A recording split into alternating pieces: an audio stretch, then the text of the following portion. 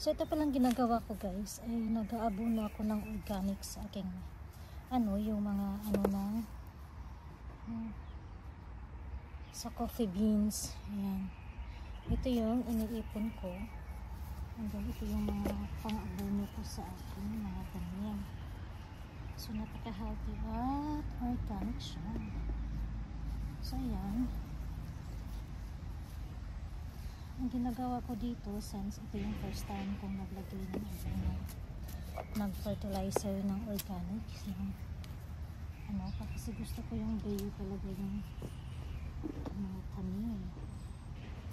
So kaya namulaklak na rin ang ating atsala.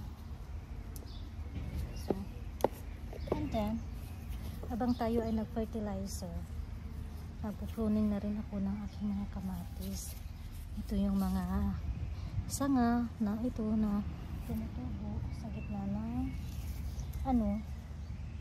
habang tayo ay nag-fertilizer, tatanggalin natin yung mga existing na mga sanga kasi ipo-focus natin yung isang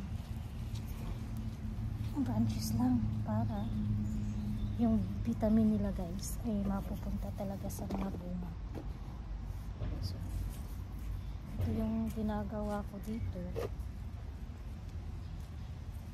So ayan, ito yun, binudbud-bud ko lang to sa sa puno ng kamatis, tapos yung lupa. Yan ito, ang dami ng mga sanga ito. So kailangan natin putulin yan. Tanggalin natin siya. Ayan, tsaka yung mga dahon sa baba. Pwede nyo rin din sila itong itanim. Ito siya. Yung mga sanga. Kung gusto nyo, kung healthy naman, madali lang naman itong mabuhay.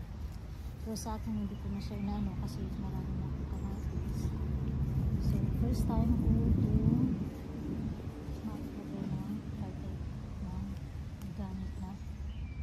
sa coffee. So, and then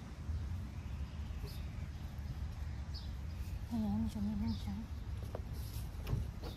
kasi, ayan, namulaklak na kasi. Ayan, nag-umpisa na silang namulaklak, kaya kailangan natin ito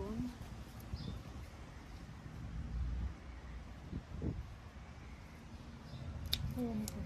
Gusto ko itong itanim kasi napaka-healthy. Yan ang masama.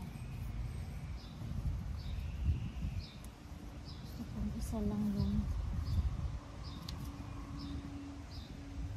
ang ating sa pinakamatis. So yan, ganito lang ako sa aking mga tanim guys. Since nga kababalik ko lang namin sa bakasyon, so kailangan ko talaga, hindi ko na pwedeng patagalan pa, aabutin ng ilang araw bago ko mag fertilizer kasi nagsimula na silang namumulaklak. So ayan, so yun lang guys, thank you for watching.